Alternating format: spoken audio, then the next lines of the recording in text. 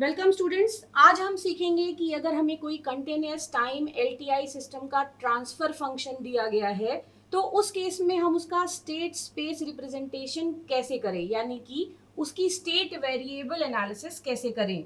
तो एक एग्जांपल लेकर के हम चलते हैं। मान लीजिए कि आपको जो कंटिन्यूअस टाइम एलटीआई सिस्टम दिया गया है उसका ट्रांसफर फंक्शन है 1/s² प्लस 3s प्लस 1। चूंकि कंटिन्यूस टाइम एलटीआई सिस्टम है तो जो ट्रांसफर फंक्शन होगा वो लाप्लास डोमेन में आपको दिया गया होगा। तो हमें ये ट्रांसफर फंक्शन दिया है और हमें इसका स्टेट स्पेस रिप्रेजेंटेशन करना है।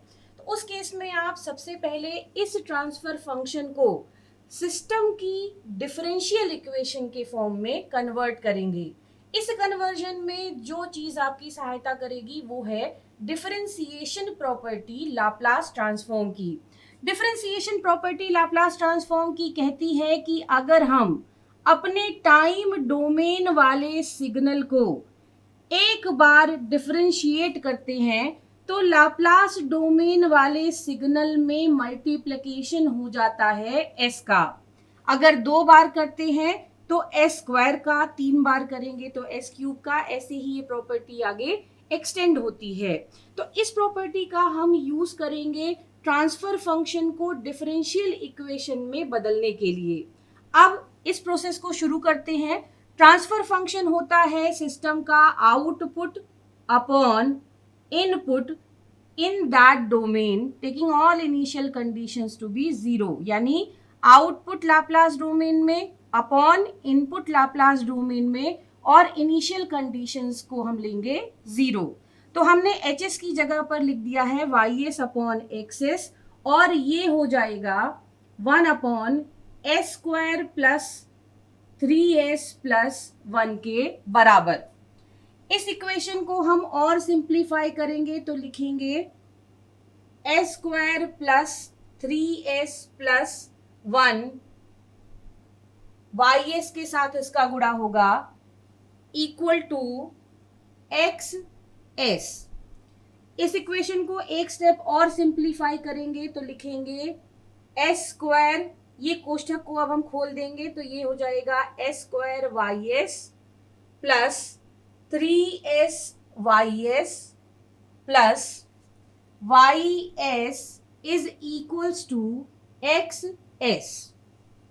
अब हम इसे टाइम डोमेन में लेकर के जाएंगे और टाइम डोमेन में ले जाने के लिए s² ys यानी कि इसकी जगह पर हो जाएगा d² yt upon dt square plus 3, ये है SYS यानी इसके बदले हो जाएगा dyt/dt। हमने यहां पर लिख दिया dyt/dt यानी कि पहला डिफरेंशियल, प्लस ys की जगह पर आ जाएगा yt is equals to X S की जगह पर आ जाएगा xt, क्योंकि हम मानते हैं कि इनपुट xt का लाप्लास ट्रांसफॉर्म एक्सेस है, आउटपुट yt का लाप्लास ट्रांसफॉर्म ys है। तो अब हमने क्या किया, हमने अपनी जो सिस्टम इक्वेशन थी उसको हम लेकर के चले गए हैं टाइम डोमेन में और हमें जो इक्वेशन मिली है वो एक डिफरेंशियल इक्वेशन है। तो हमारी डिफरेंशियल इक्वेशन हो गई d² yt upon dt square plus 3 dyt upon dt plus yt is equals to xt। अब इस इक्वेशन की सहायता से हम बनाएंगे स्टेट स्पेस रिप्रेजेंटेशन यानी कि स्टेट मॉडल अपने कंटिन्यूअस टाइम एलटीआई सिस्टम का। अब ये इक्वेशन मिलने के बाद हमारा जो अगला स्टेप होगा, हम इस इक्वेशन को रीराइट करेंगे।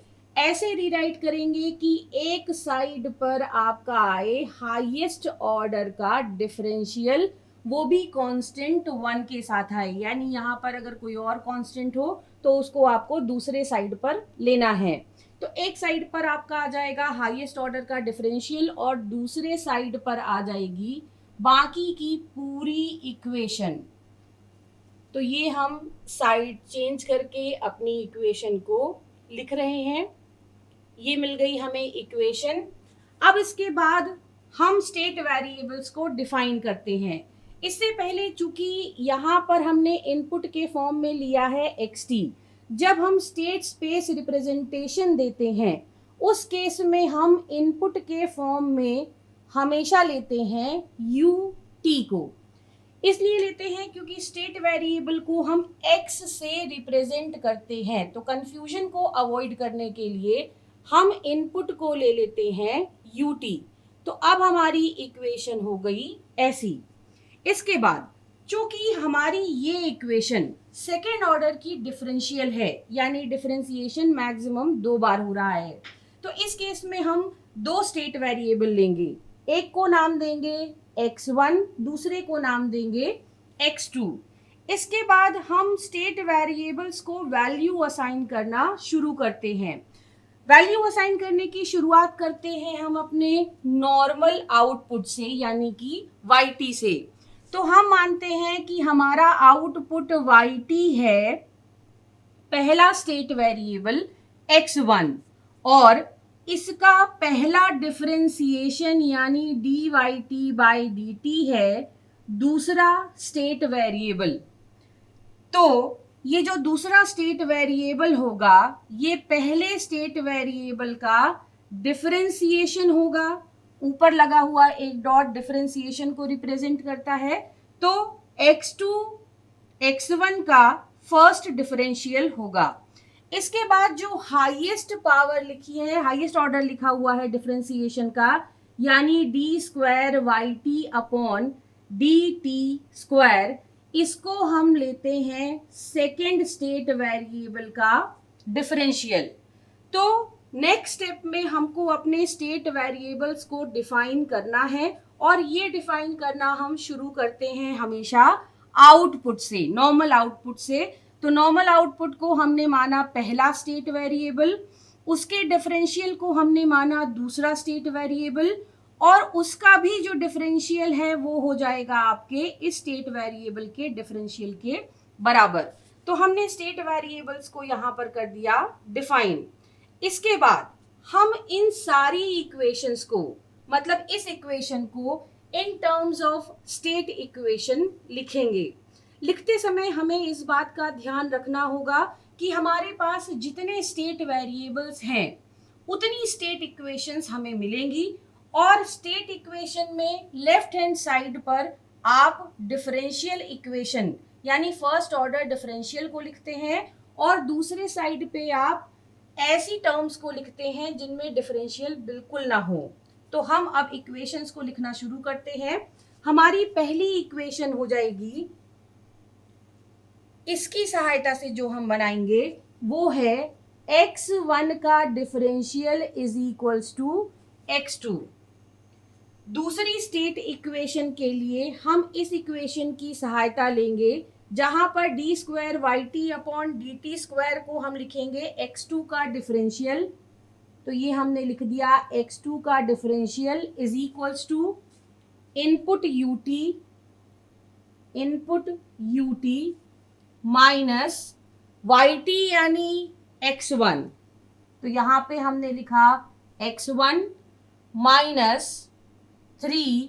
अब dy/dt को आप x2 भी लिख सकते हैं और x1 का डिफरेंशियल भी लिख सकते हैं, लेकिन हमारी इक्वेशन के राइट हैंड साइड पर हमें सिर्फ वही रिप्रेजेंटेशन लिखना है जो डिफरेंशियल से फ्री हो। इसीलिए हम dy/dt को लिखेंगे x2। तो यहाँ पे हमने लिख दिया x2। तो अब हमारी 2 स्टेट इक्वेशंस हमें मिल गई।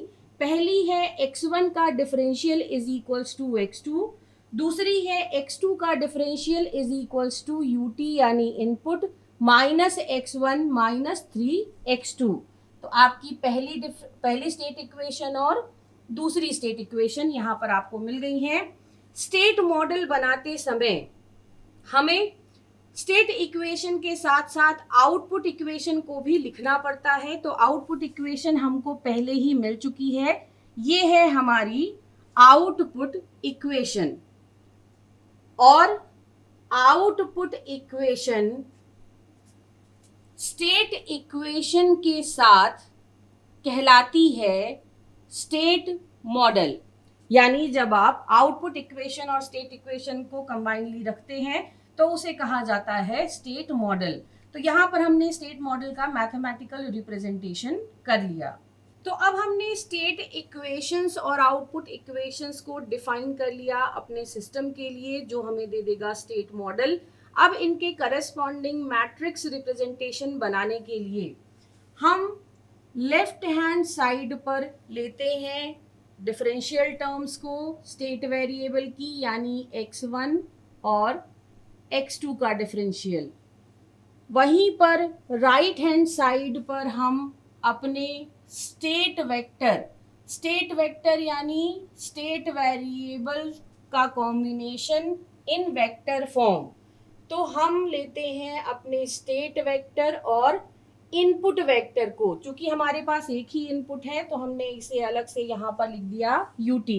अब इन स्टेट वेक्टर्स के कोएफिशिएंट्स क्या होंगे वो इन इक्वेशन के आधार पर हम लिखते हैं। x1 का डिफरेंशियल है x2 के बराबर, x1 का डिफरेंशियल होगा x2 के बराबर। तो मैट्रिक्स मल्टीप्लिकेशन के नियम को ध्यान में रखते हुए हम यहाँ पर 0 और यहाँ पर 1 करेंगे। इसके बाद x2 का डिफरेंशियल है -x1 -3x2। तो x2 का डिफरेंशियल है -1x1 और -3x2 प्लस ut के बराबर। चूंकि x1 का डिफरेंशियल ut पर यानी इनपुट पर डिपेंडेंट नहीं था तो वहां पर हमने कर दिया 0। तो ये हमने अपनी स्टेट इक्वेशन को मैट्रिक्स रिप्रेजेंटेशन दे दिया। आउटपुट इक्वेशन को मैट्रिक्स रिप्रेजेंटेशन देने के लिए हमने लिखा yt। चूंकि हमारे पास एक ही आउटपुट है तो हमने इसे लिख दिया yt। इसके बाद हम यहाँ पर लिखेंगे स्टेट वेक्टर x1 x2। उसके बाद चूंकि हमारा आउटपुट x1 पर डिपेंडेंट है तो यहाँ पर हम लिखेंगे 1 0। ये जो मैट्रिक्स हमें आउटपुट की मिल रही है ये आपको मिलेगी 1 और 0। तो इस तरह से मैट्रिक्स रिप्रेजेंटेशन हमने दे दिया अपने आउटपुट के लिए। यहाँ पर इस मैट्रिक्स को हम कहते हैं स्टेट मैट्रिक्स। ये मैट्रिक्स हमारी कहलाती है स्टेट मैट्रिक्स। इस मैट्रिक्स को हम कहते हैं इनपुट मैट्रिक्स।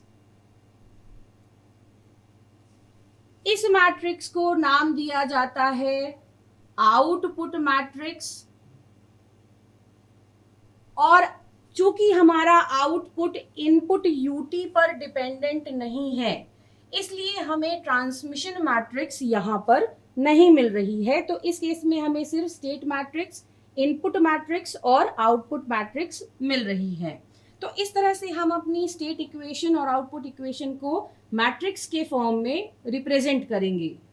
अब हम इसका स्टेट डायग्राम कैसे बनाएंगे, यानी कि वो ब्लॉक डायग्राम जो स्टेट वेरिएबल्स पर निर्भर करता है वो हम कैसे बनाएंगे। तो उसके लिए हम अपनी इक्वेशन को देखेंगे, डिफरेंशियल इक्वेशन को। इसमें डिफरेंशिएशन का मैक्सिमम पावर है 2। जब हम ब्लॉक डायग्राम बनाते हैं तो हम यूज करते हैं इंटीग्रेटर्स को, क्योंकि डिफरेंशिएटर हाई फ्रीक्वेंसी की नॉइस को बढ़ा देते हैं, वहीं पर इंटीग्रेटर उन्हें घटाने का काम करते हैं। इसलिए ब्लॉक डायग्राम बनाते समय हम डिफरेंशिएटर को ना प्रयोग करके इंटीग्रेटर को प्रयोग करते हैं। तो यहाँ पर हमें लगने हैं 2 इंटीग्रेटर। ये निर्णय हम लेते हैं इसके हाईएस्ट ऑर्डर डिफरेंशियल के आधार पर। तो हमने यहाँ पर लगा दिए 2 इंटीग्रेटर, इंटीग्रेशन dt टाइम के रिस्पेक्ट में हम यहाँ पर दिखा रहे हैं। ये हो गया हमारा पहला इंटीग्रेटर और ये हो गया हमारा दूसरा इंटीग्रेटर।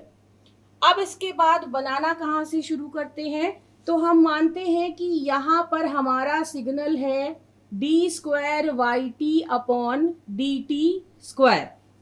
तो यहाँ पे हमारा सिग्नल हो जाएगा dyt बाय dt, क्योंकि इसको एक बार इंटीग्रेट करेंगे तो हमें dy t by dt मिलेगा, इसे फिर से एक बार इंटीग्रेट करेंगे तो यहाँ पे हमें मिलेगा yt। तो अब 3 सिग्नल पॉइंट्स को हमने अपने ब्लॉक डायग्राम में मेंशन कर दिया, D square Y T upon D T square यहाँ पर, D Y T by D T यहाँ पर और वाई टी यहाँ पर। इसके बाद हमें अब सिग्नल्स को जोड़ना, घटाना और मल्टीप्लाई करना है। कैसे करना है? D square Y T upon D T square U T, यानी कि जो इनपुट आ रहा है, माइनस वाई टी। तो चूंकि हम अपने ब्लॉक डायग्राम में सिर्फ एडर लगाते हैं, जहां पर माइनस का साइन होगा तो हम उसे उस नेगेटिव कोएफिशिएंट के साथ मल्टीप्लाई करेंगे, यानी कि ये जो वाई टी हम फीडबैक पाथ से लेंगे उसका मल्टीप्लिकेशन हम करेंगे कांस्टेंट -1 के साथ, जिससे हमें यहां पर मिलने लगेगा -yt। इस -yt को हम जोड़ेंगे इनपुट ut के साथ। तो यहां पर हमने एक एडर लगा दिया, इन दोनों सिग्नल्स को जोड़ दिया। इसके बाद ये जो रिजल्टेंट सिग्नल मिलेगा ये जुड़ेगा -3 dyt बाय dt के साथ। तो dyt बाय dt यहाँ पर है, हमने एक और फीडबैक पाथ लिया, इसको हमने मल्टीप्लाई किया कांस्टेंट -3 के साथ, हमें यहाँ पर मिलने लगा -3 dyt बाय dt, यानी ये पूरी टर्म। अब हम यहाँ पर लगाएंगे एक और एडर और इससे सिग्नल देंगे।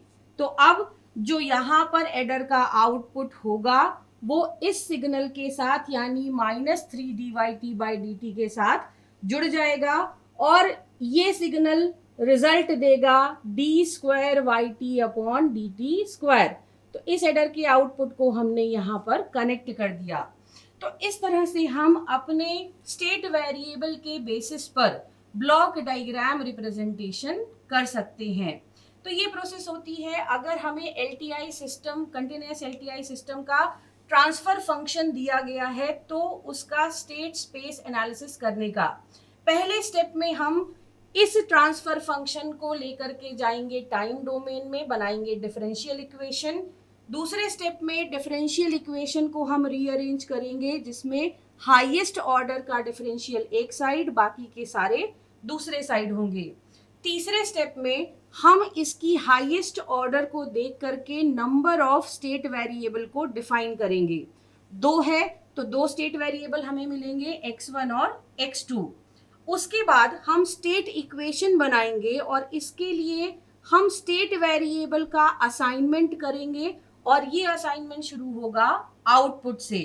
तो इससे हमें स्टेट इक्वेशंस मिल जाएंगी, फिर उन स्टेट इक्वेशंस को मैट्रिक्स के फॉर्म में लेकर जाएंगे और ब्लॉक डायग्राम के फॉर्म में हम लेकर जाएंगे।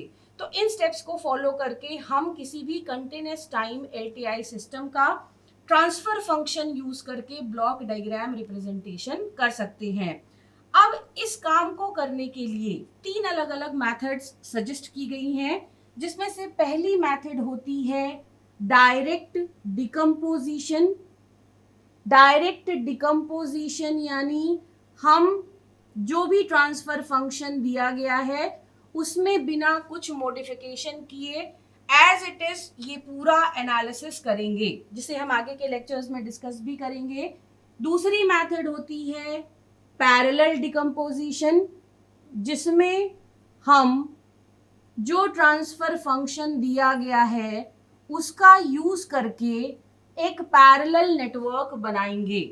और तीसरा मेथड होता है कैस्केड डिकम्पोजिशन, जिसमें हम इसी ट्रांसफर फंक्शन को यूज करके कैस्केड यानी सीरीज कनेक्शन करेंगे और सीरीज में अपने नेटवर्क को डिजाइन करेंगे। तो ट्रांसफर फंक्शन का यूज करके कंटिन्यूअस टाइम LTI सिस्टम को रिप्रेजेंट करने के लिए 3 अलग अलग मेथड्स दी गई हैं, डायरेक्ट डिकम्पोजिशन, पैरेलल डिकम्पोजिशन और कैस्केड डिकम्पोजिशन, जिनके बारे में हम आगे आने वाले लेक्चर्स में देखेंगे।